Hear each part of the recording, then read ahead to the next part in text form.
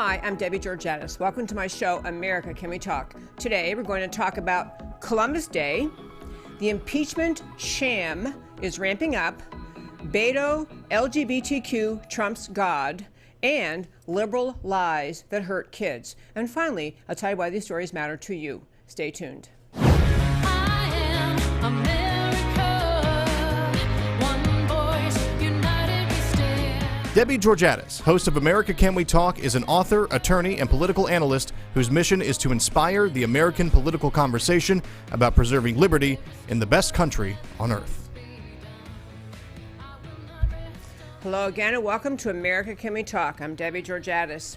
For today's first five, I want to talk about Columbus Day. Today is Columbus Day. It's a holiday we celebrate in America since around 1891, and it is just a holiday to remember the Italian explorer, Christopher Columbus, who was sent on a voyage across the sea by actually the Spanish government, the Spanish monarchy, and he's the one that all of us learned in elementary school in 1492, Columbus sailed the ocean blue. You likely know that. Well, more and more people are talking essentially about an argument against celebrating Columbus Day. And specifically, what they're talking about is the idea that Christopher Columbus, in these 4 cross-ocean excursions, which he led, again, Italian guy put into these boats or led these excursions, I guess they weren't excursions, that's kind of a fancy word, led these adventures into the New World, and 4 different times crossed the ocean, made it back safely.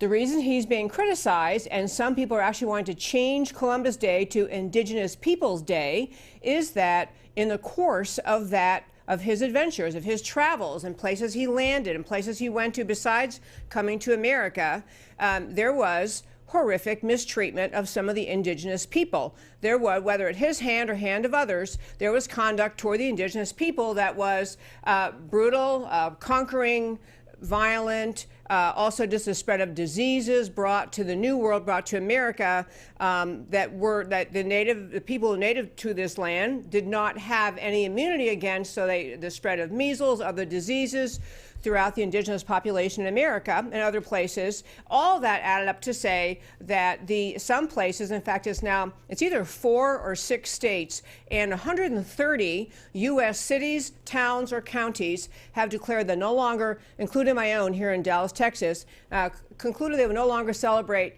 Columbus Day. Instead, they're going to celebrate Indigenous Peoples Day. And I have to tell you, folks, I really have a problem with that, and that is this. If you study history, an iota of world history, you know that Islamic conquest in our world, in our history, began during the time Muhammad was still alive in Medina. He was still alive in the area where he founded Islam. Even during his lifetime, he launched attacks against other peoples, Jewish peoples, other pagans, or whatever the term they would use then, Christians, engaged in violent conquering attacks in his own life. One battle, Battle of the Trench, Muhammad personally participated in slaughtering, beheading somewhere between 600 and 900 Jewish people. Following the death of Muhammad and throughout the next 1,400 plus years, the history of Islam has been one of violent, grotesque, brutal conquest, killing millions of people. Let me just name some of the countries that Islam took over in their conquest spreading of Islam. And this wasn't like a friendly gesture to new lands. Could we please share our wonderful new faith with you? This was convert to Islam, worship Allah, or we'll kill you. The people who wouldn't immediately surrender were killed.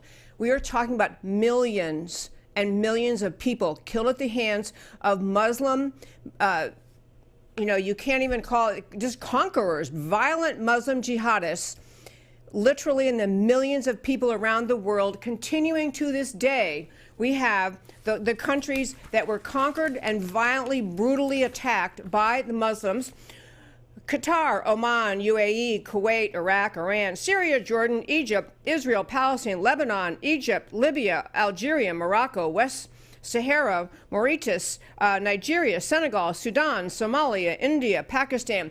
I could read and read and read. The point is this. the people who are making a fuss about not wanting to celebrate Columbus Day are being selectively, unfairly discriminatory. They're deciding because Christopher Columbus engaged in the same kind of conduct, or his people did, is alleged to have engaged in that. Because his people engaged in that conduct, Christopher Columbus's people on the ships with him, that all of us need to denounce him forever, can never praise him. We can't even have a national holiday honoring his discovery of America. But those same people are dead silent when it comes to acknowledging the truth of the unbelievably grotesque history of brutal violence at the hands of Muhammad and Islamic followers around this world. Islamic conquest, 1,400 years and still going. Those same people, those politically correct people who are attacking Columbus, will never say a word about Muhammad or the Islamic conquest that killed millions and millions of people throughout world history. The point being, the people attacking Christopher Columbus and Columbus Day are not really upset about Christopher Columbus and Columbus Day. They're upset because the whole idea of Christopher Columbus, the discovery of America, what America became, the leader of liberty in the world, the country that established the most extraordinary founding ever accomplished in world history, a founding based on the idea of the Declaration of Independence, the whole idea of America came about because of the Western expansion from Western Europe coming over to what they then called the New World, establishing a new civilization, establishing a new country, this country that became the United States of America. Leftist attacks on Columbus Day are about not wanting to honor America. They're about not wanting to agree that despite no excuse for the violence at the hands of Christopher Columbus or anyone on his ships, and no excuse made for the violence of Muhammad and his endless Islamic conquests ongoing from 1,400 years from the founding till today. None of that conquest was right.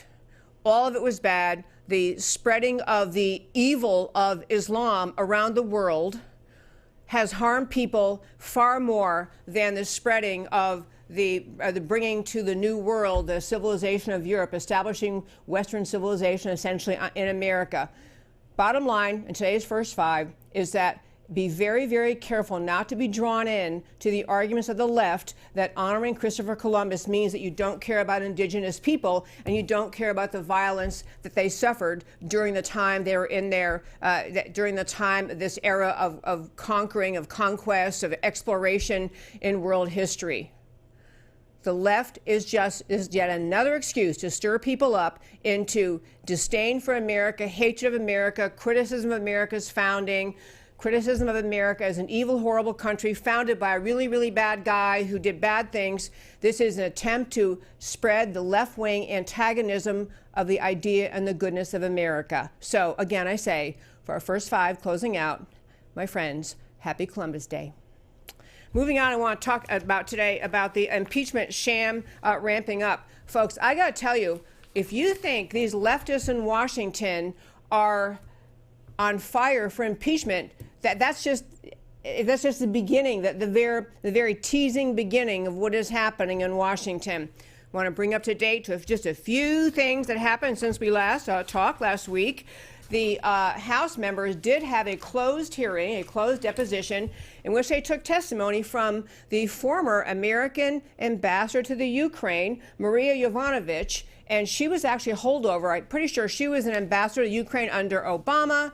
Trump kept her on, and then President Trump came to realize that this ambassador, Yovanovitch, this American ambassador to the Ukraine, was essentially undermining and, in fact, maligning President Trump and the new administration. One key item that we did that came to America's attention was that when the Ukrainian officials wanted, after Trump was elected, Ukrainian officials wanted to present to America's government, to the State Department, that they had evidence of wrongdoing by the Biden, Ukraine Burisma deal, evidence of corruption under the previous administration, that this woman, she was in the tank for the Obama-Biden team. Our ambassador, then, of course, reporting to Trump, blocked the Ukrainian officials from getting visas so they could come over to America to present their evidence. They're thinking, why wouldn't the American government want evidence we've uncovered of wrongdoing? But this ambassador is really working, even though she's allegedly working for Trump because he's now the president. She's really in the team of Obama and Biden. He fired her last, I think it was May or so. She testified in Congress on this past Friday in a closed hearing, which leads me to my next point in a moment. But she's very much there to malign and hand wring and complain about President Obama. Point being, of course, she is not on Obama's team, never was apparently word getting back to Trump that she was undermining him in many, many ways. Apparently nothing of substance came from her testimony, or else, of course, we'd be hearing about it. But I also want to think it was a great thing that Jim Jordan, so this is this update, the sham ramp, this is a sham of impeachment. The ramp up is going. They had her coming, trying to add kind of fodder to the argument that Trump has somehow engaged in wrongdoing in the way he spoke on the phone with Zelensky on July 25th. This is the whole basis of this impeachment. You have to get this. The whole basis of this impeachment is this effort to impeach is President Trump doing his job as president, talked to the president of Ukraine, Zelensky, on the phone July 25th and asked, aren't you going to look into the Biden corruption in the Ukraine in 2016? Adam Schiff and the other leftists running the U.S. House have decided they have to go with anything they can to get Trump out. Anything they can. That is the mission. The mission is not to investigate, to discern whether or not an impeachable offense occurred. It is to find something they can use to bring about impeachment. It's actually a little bit coming to a head this week. Nancy Pelosi, Speaker of the House, has indicated she may actually call for the vote this week. She was trying very hard not to call for the vote because she doesn't want the Democrats who are representing states where Trump won in that state. She doesn't want to have to deal with that. But she is, her hand may be being forced. It appears that she's going to have to call for the impeachment vote. So even if she got that, so that they get the vote and they get a number of Democrats to vote based on, again, nothing, they've got to go forward with proving the case for impeachment, which involves, of course, bringing forward this alleged whistleblower, who's the one who, this whistleblower submitted a complaint to Congress claiming that he, as a whistleblower, saw something, heard something, you just have to speak up, didn't really hear the conversation with President Trump and the Ukrainian guy, but, heard about it. So he wrote a secondhand report. We've been over this before, secondhand whistleblower complaint, acknowledged he hadn't heard a darn thing.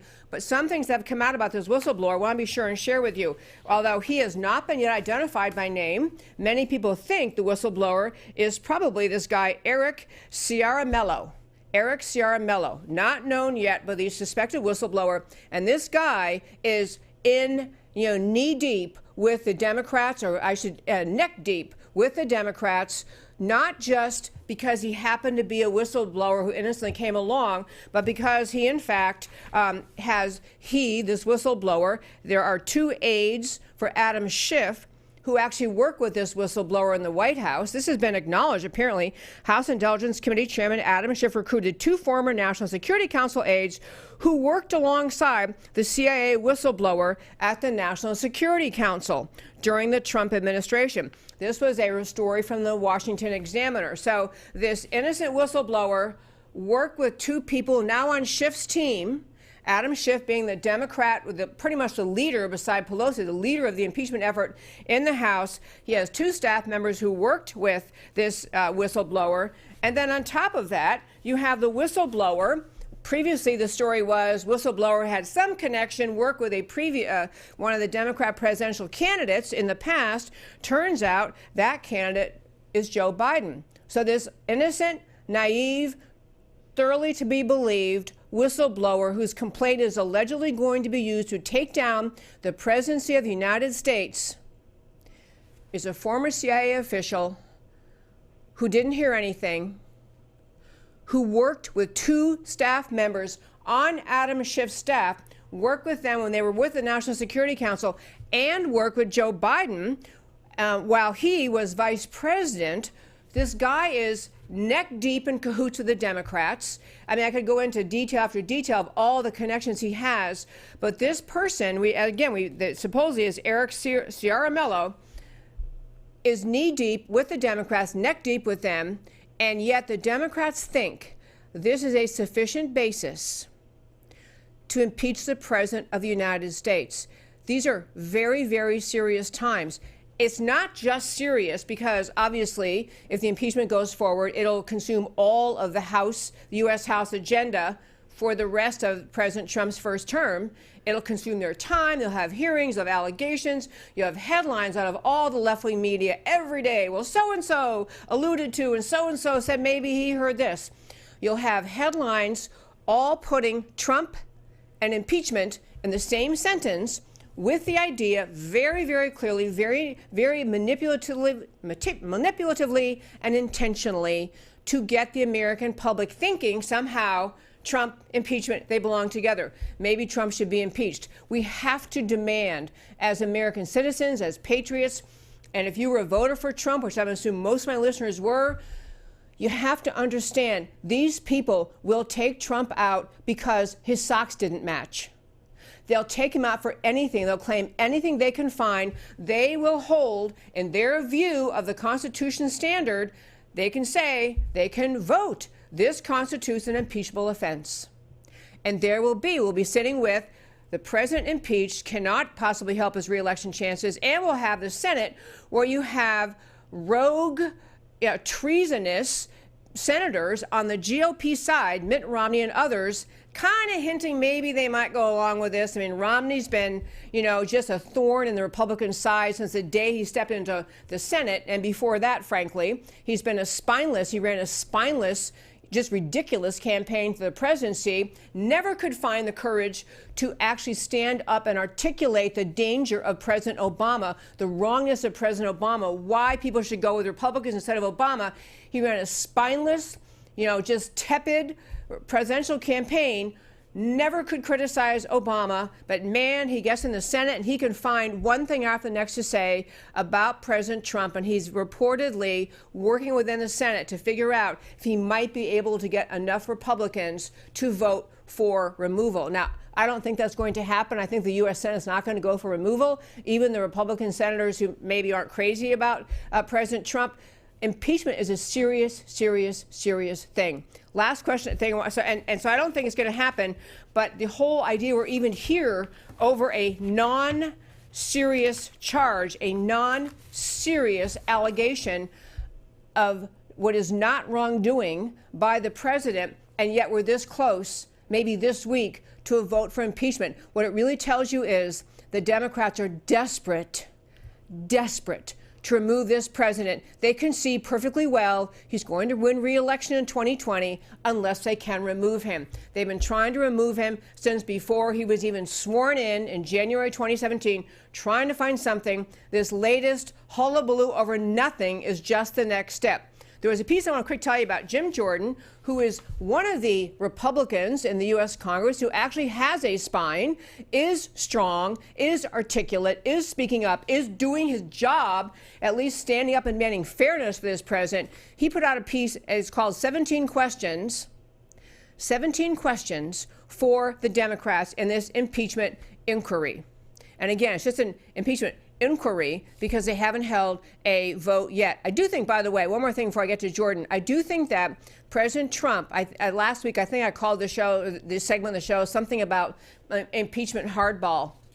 President Trump and his lawyers' willingness to respond to the U.S. House demands for documents of the White House, demands for witnesses, their willingness to respond just to say basically, no, we're not playing your game, Democrats who run the House. House Democrats, if you want to have a real impeachment, then you launch the official process and then we'll talk. But they tried to, through a series of 4 different changes in rules, to make it impossible for President Trump to actually have a chance in this impeachment inquiry or the impeachment process to call his own witnesses, defend himself, see transcripts of the testimony, ask questions of witnesses.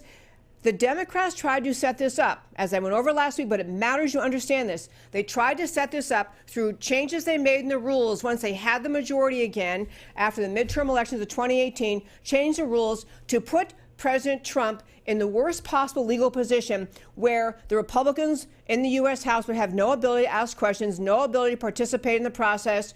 President Trump would have no ability to question the witnesses before him, to have any due process rights. And I think President Trump's decision last week, along with his lawyer, to send over that 8-page letter to the House saying, you know what, we're not playing your game. You want to have a real impeachment, you hold a vote, and then we'll talk about impeachment. It's forcing Nancy Pelosi's hand. It sounds like she is going to go forward and hold that vote this week. I guess we'll find out in the next few days. They also, in the House, are facing the reality that the Inspector General's report and maybe even Attorney General Barr's investigation and Durham's investigation, but definitely the Inspector General's report is coming out supposedly by the end of this week. Democrats need something in their column getting the American people's attention, because I think once that hits the public eye, once that is out there to be read, when you understand what the Inspector General found in terms of the corruption in the Democrat Party, inside the cabal that runs the FBI and the DOJ and, frankly, the CIA, there will be a lot of heads rolling, a lot of nervous people, a lot of Americans saying, wait a minute, what happened to our country? What happened to our rule of law? What happened to our FBI, our Department of Justice, our CIA? We want these people prosecuted. Pelosi wants to have that media time. She wants her headlines, House votes for impeachment, and maybe people won't pay attention to what the Inspector General says. Last quick thing on this topic, I want to just tell you some of the questions Jim Jordan raised, because they were all good questions. And by the way, if you're watching this, whatever you're watching or listening to it, if you want to read this whole email, this whole article that lists all 17 questions Jim Jordan had for the Democrats, you can go to my website, americacanwetalk.org. On the home page under shows, drop down, list of links. It takes you to all of these articles. This is a great one to understand. 17 awkward questions about Pelosi's impeachment inquiry. It's a great, great piece. He had just one example. Why did the whistleblower, the alleged whistleblower, who's more like, he's not really a whistleblower, actually, it's kind of elevates him to undeserved status to call him a whistleblower. He's a complainer. He's a critic of the president. But why did he write an 800-word page memo describing the phone call between Trump and Zelensky based on secondhand information gleaned from a conversation that lasted just a few minutes? A few-minute conversation begets an 800-word memo. Why did the whistleblower wait 18 days to file the complaint after describing the call as frightening? So frightened, he waited 2.5 weeks. It's because actually the memo was being, I can answer this question, memo's being cooked up by the team that, Schiff acknowledges now that he doesn't say he lied. He says, I should have been a little more clear. He said he never met with a whistleblower. It turns out he did, but okay. So this is a whistleblower, or the critic, whiner, using his ability to work with the Schiff team, the aides on Schiff's team, to come up with the most egregious thing they can come up with. Why and when did the whistleblower communicate with Representative Adam Schiff's staff before filing the complaint? Why is a good point. Why? If you have a whistleblower complaint, it's supposed to be about, you see something that's gone wrong and you're determined to expose it. So you write your complaint, you explain what you're upset about, and that is what the whole whistleblower thing is for, is not to be a concocted critique of the president. Why didn't Adam Schiff tell his staff, ask the Republicans, his staff had met with the whistleblower? Why didn't the whistleblower just give his memo to the Inspector General instead of a 7-page complaint dressed up with extraneous citations and media references? Actually, several people familiar with the complaint were saying it read more like a lawyer wrote it. Actually, I'm not going to read all these questions, but they're really good questions. I wanted to do a segment today just hitting on the reality that this impeachment inquiry is coming down the pike. The Democrats are not pretending. They are nervous. They don't want to have to hold a vote. They don't want to have to embarrass themselves. They don't want to have to deal with close scrutiny of what the whistleblower actually said versus what the transcript says. They don't want the scrutiny that comes once they're focused on President Trump and a, whatever it was, 5-minute conversation with Ukrainian President Zelensky And when the American public will be contrasting it with the ongoing relationship for years between Vice President Biden and his son serving on the board with absolutely no ability of any kind to justify his position to be on the board of Burisma, making lots of money at it. The Democrats do not want the focus of attention to turn. If they get on to this impeachment thing with Trump and the Ukraine, everyone's going to be talking about Biden and the Ukraine. This is something that the Democrats are trying to steer us away from. So it's an amazing story going on in Washington. Clearly, we're not even close to the end of it. But I think it's important to keep track of the players, to recognize the Democrats have gotten exactly nowhere in coming up with anything even approaching an impeachable offense by this president. I want to turn now and talk about Beto O'Rourke. I'm embarrassed to say he is from the state of Texas. Beto O'Rourke, a Democrat presidential candidate. He's truly, honestly, been polling at like 0, 1, or 2 or something. He's not a serious contender. You know, it looks like unless someone else gets in the race, we're going to have the Democrat presidential contender will probably be either Joe Biden or Elizabeth Warren. I think everyone else is kind of fading out. But Beto, there was a forum last week. It was a CNN town hall. And at this CNN town hall, there was a question posed to Beto O'Rourke. And I want to have the extremely wonderful producer, Matt. He is really a wonderful producer. Matt, play this for you. We'll talk about it for just a moment. This is from your LGBTQ plan, and here's what you write. This is a quote. Freedom of religion is a fundamental right, but it should not be used to discriminate. Do you think religious institutions like colleges, churches, charities, should they lose their tax-exempt status if they oppose same-sex marriage? Yes. I want you to think about that for just a moment. Back when the Supreme Court handed down the Obergefell decision and basically said, you know, that all states had to honor same-sex marriage, many commentators at that time said, myself included, on my own show, on other people's show, where I was a substitute hosting people's show around that time, I was saying, this is going to raise more questions than it solves. It's going to raise more questions than is solved by this decision. One of those questions is, what degree of protection now does the federal government give to people who do not support same-sex marriage? So we had discussion, even back at the time of the decision, the question about things like, what if you are a church, a religious institution, a religious college, you know, all sorts of things that you could be. What if you were one of those entities and you actually believe that the scriptures teach that marriage is between one man and one woman, which, you know, throughout all of human history, throughout, you know, Christian history and Judaism and even Islam, the idea of marriage has been clearly one man and one woman.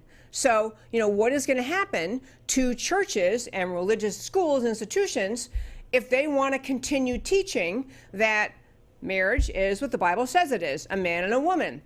Is that going to be allowed? And the defenders of the Obergefell decision, the advocates for gay marriage at the time, said that is ridiculous. That's a ridiculous hyperbole.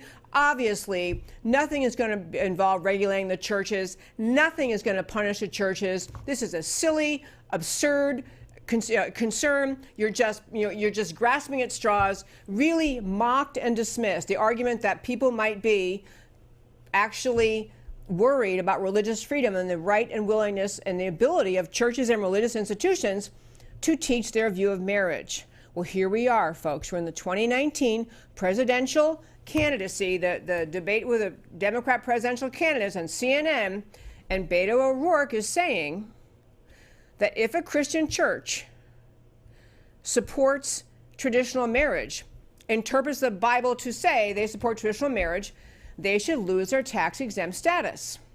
Now, on the tax-exempt part, folks, I have to say, among the reasons federal law provided long ago, provided for a tax-exempt status for churches was to avoid excessive entanglement, because they did not want to have the government litigating, criminally penalizing, and investigating churches. It was a very healthy recognition. We're better off, the U.S. government in this constitutional republic, we're better off with a hands-off attitude. That was the reason. You know, instead of having churches having to argue about, should this be considered income, or is this really some other form of money that came in that isn't really income? Having the government, the IRS, suing churches, all of that was part of the reason was to prevent the entanglement of the government and religion.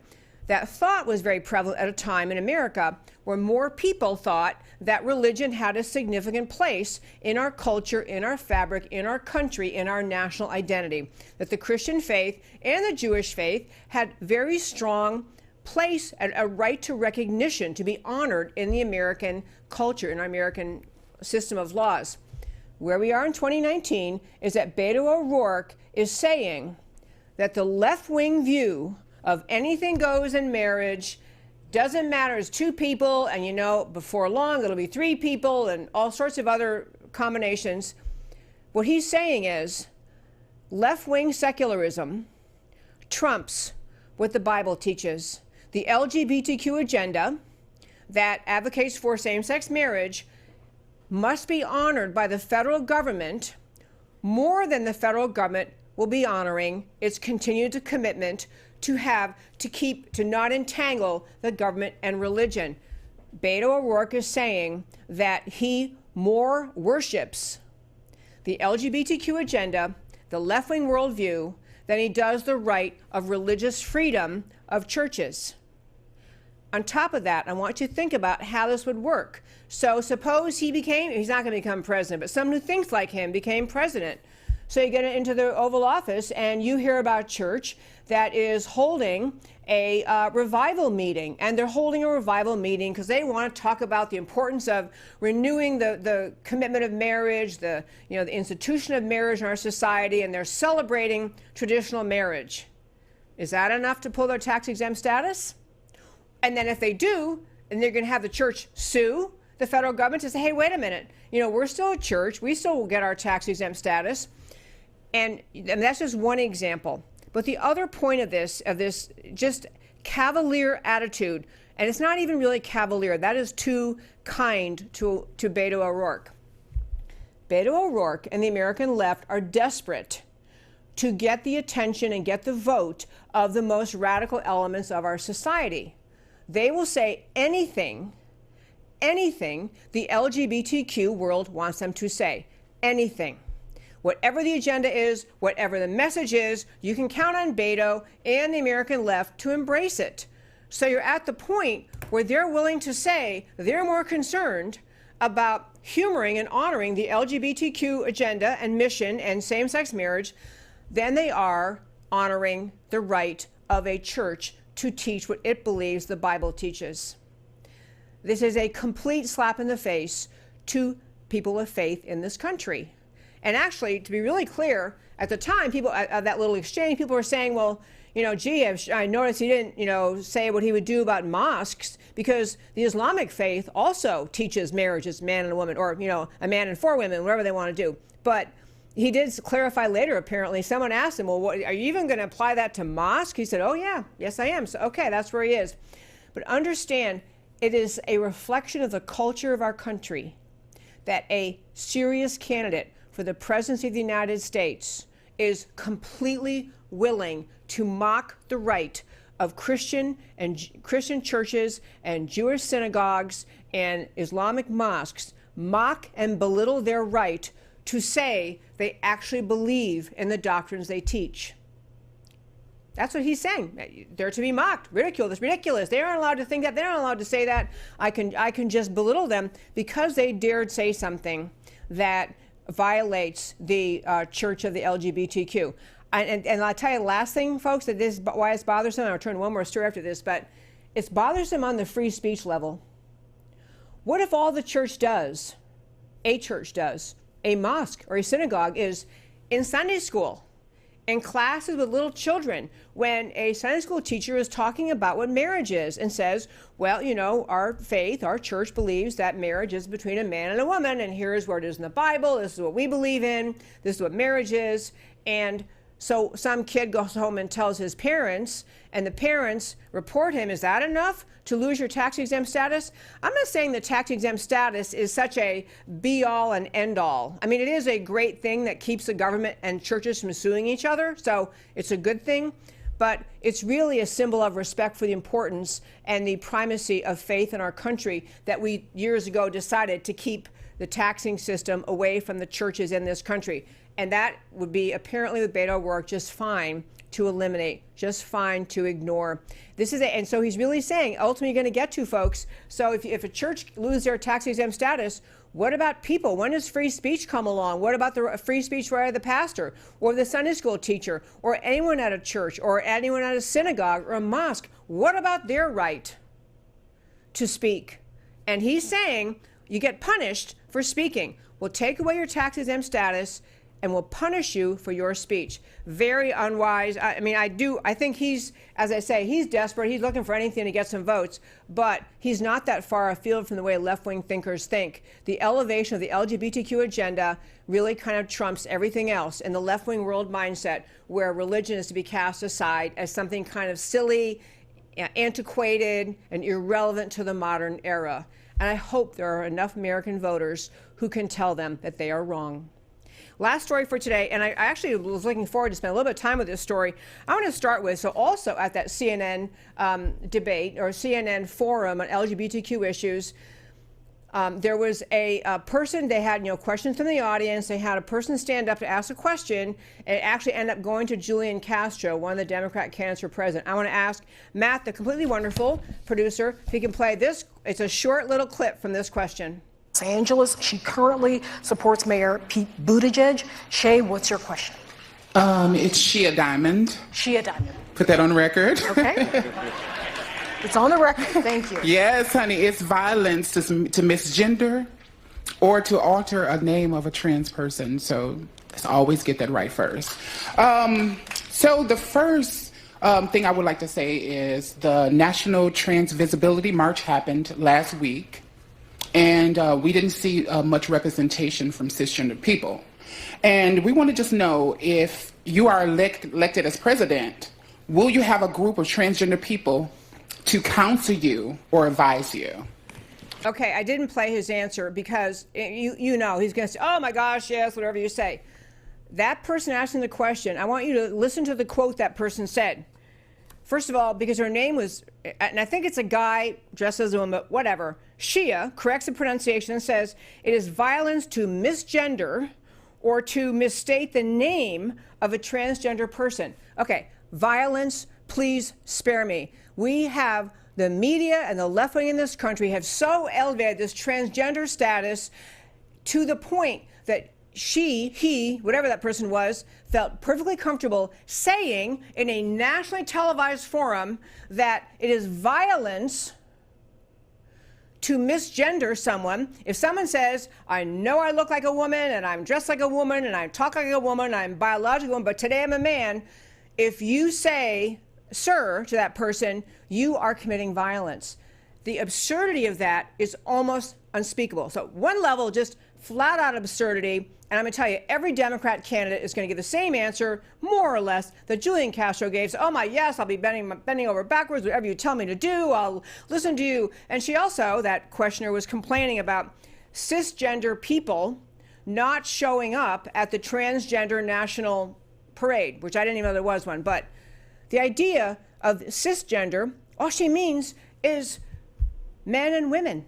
That's what cisgender is. A woman who's biologically, humanly a woman, and acts like a woman who's a woman. That's what it is. That's a woman.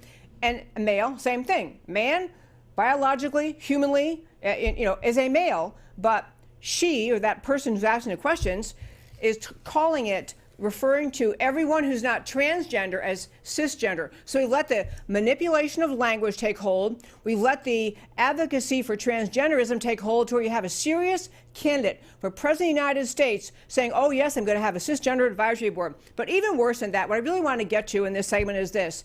All of this honoring of the confusion around transgenderism actually hurts children. I'm going to share two stories with you because I want you to understand to be clear where I stand on it, if you're an adult and you're not asking the taxpayers to pay for it, and you want to change your gender, it's legal in this country. You can engage in the surgery. You can engage in the treatments needed before surgery. You can change your gender. It's legal. No one's going to stop you. No one's going to punish you. But because the effort of the LGBTQ and the T being transgender, the effort of the transgender community is to normalize the idea that there really are many, many people who happen to be born, female, who really are confused. They have gender fluidity. They really are male. They just happen to come with female parts. Or, the same with guys, that they were born as a male and they are physically a male, but they are, they were misassigned their gender at their birth. And so that is a correction thing.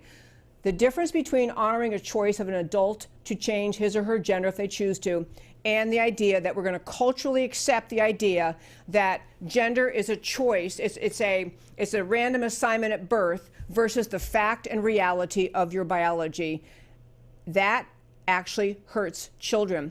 I was on the phone over the weekend with someone who's putting on some conference, and she's talking about trying to get the schools to get to respect the idea of parents do not want their children indoctrinated into the transgender agenda.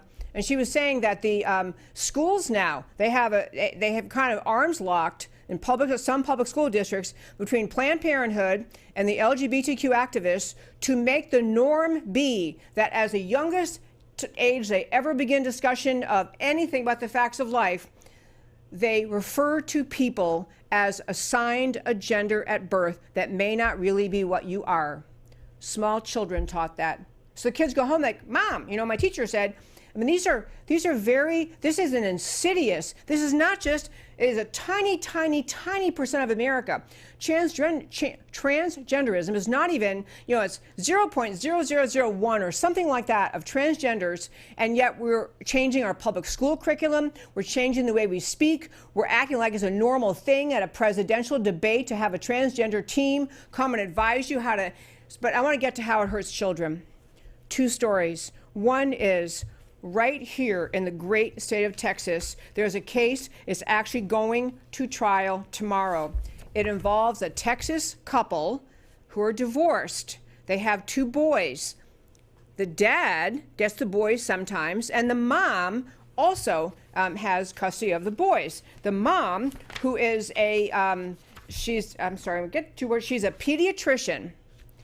She took one of their two boys to some kind of counselor at a very young age, like 3 years old, and the counselor being gay, the mom trying to make the argument that this 3-year-old is really transgender, and she wants to start the process of changing this little boy's gender from boy to girl. A child, a small child. Well, the kid is now, I think, 7, might have just turned 8.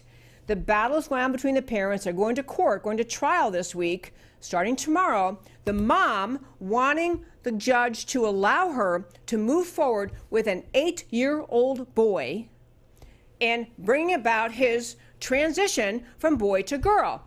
The dad is saying, little, whatever his name is, doesn't want to be a girl. When he's with me, he's a boy. He plays with his brother. They pick up bugs. They play cops and robbers. They act like boys. They play sports. They're boys.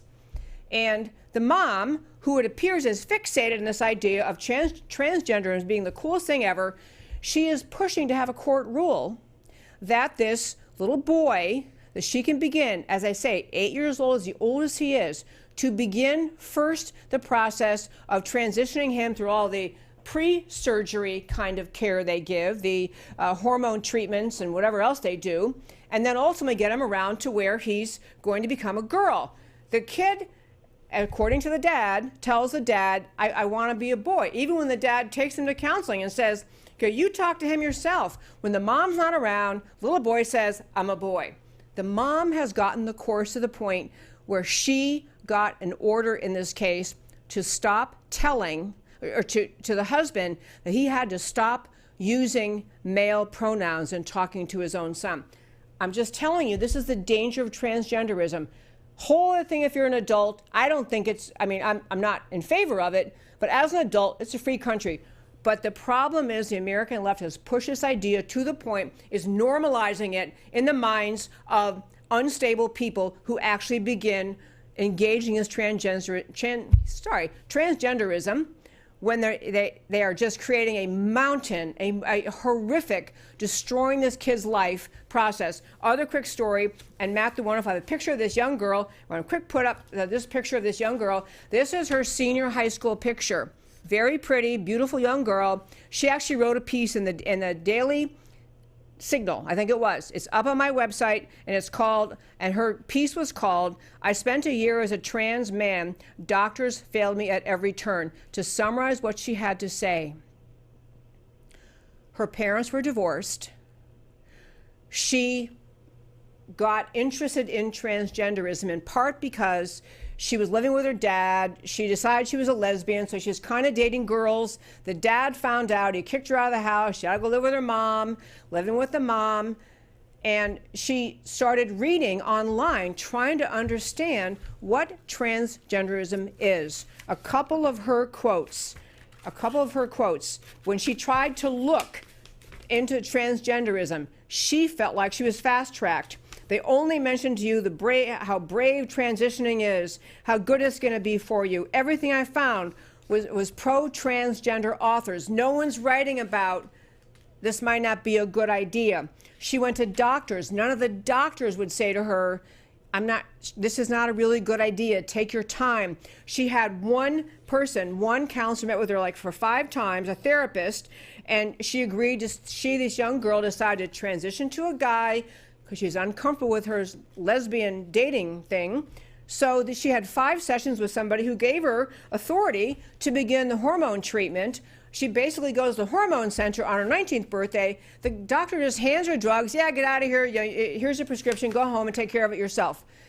She talked about all of these different times along the way. Professionals she talked to, doctors, counselors, talking to her, saying, just everyone encouraging her, no one questioning her, no one saying, are you really sure? You seem like you're just a little bit unhappy. No one. She spent a year as a guy. The only way, and fortunately she had no body-altering surgery. Major hormones, major changes in her body, but she had no surgery. She got to the point after a year into this of talking to her grandfather, who was her beloved family member, who said to her, honey, please stop. Please stop doing this. They had a great conversation, and she bailed out of it. It has destroyed her life is too strong a word. She is not that beautiful young girl you saw in the picture. She has developed masculine qualities. She's gained weight. She has all sorts of horrific things have happened to her because no one had the courage in all the medical professions to say, not a good idea, honey. So with that, I would say, to wrap up that story, there is simply no reason for people to not speak up or put the other way. It's important for people to speak up, to recognize this liberal transgenderism agenda hurts children. Just think of the boy going to court this week with his parents. Think of that girl who's just no longer that lovely young girl. And because so few people in America are willing to speak up to her and say, honey, this is not a good idea. And now, my friends, I'll tell you why these stories we talked about today matter to you. To start with, we have Columbus Day. Christopher Columbus was unquestionably brave.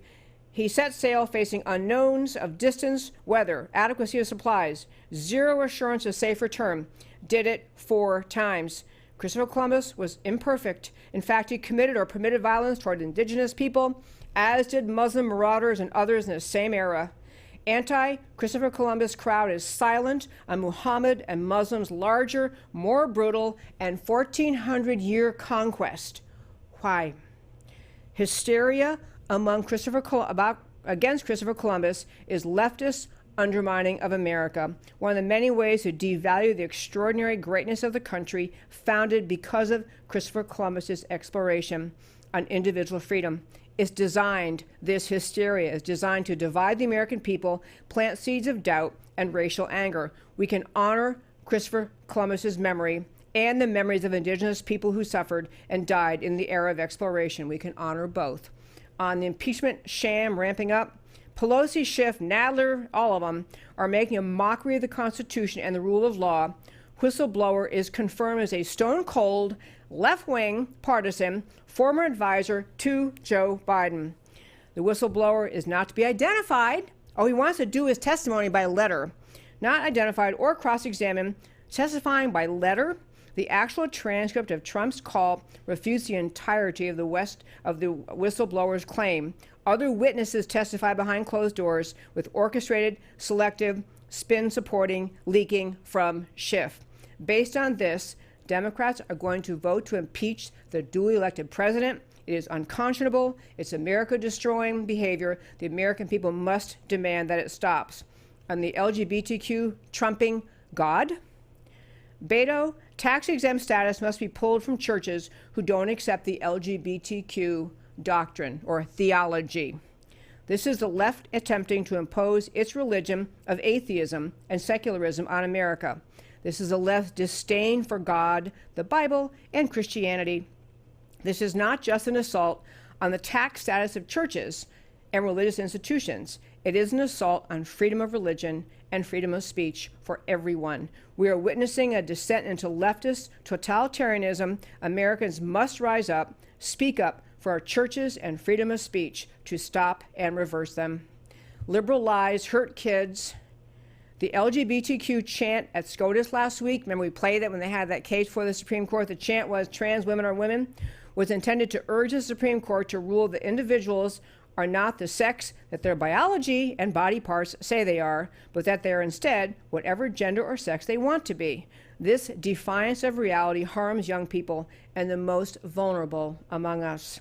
A Dallas trial starting this week will end in a court ruling whether a mother can start the transitioning of a little boy into a girl at the mother's demand and over the father's objection, and according to the dad, over the boy's objection.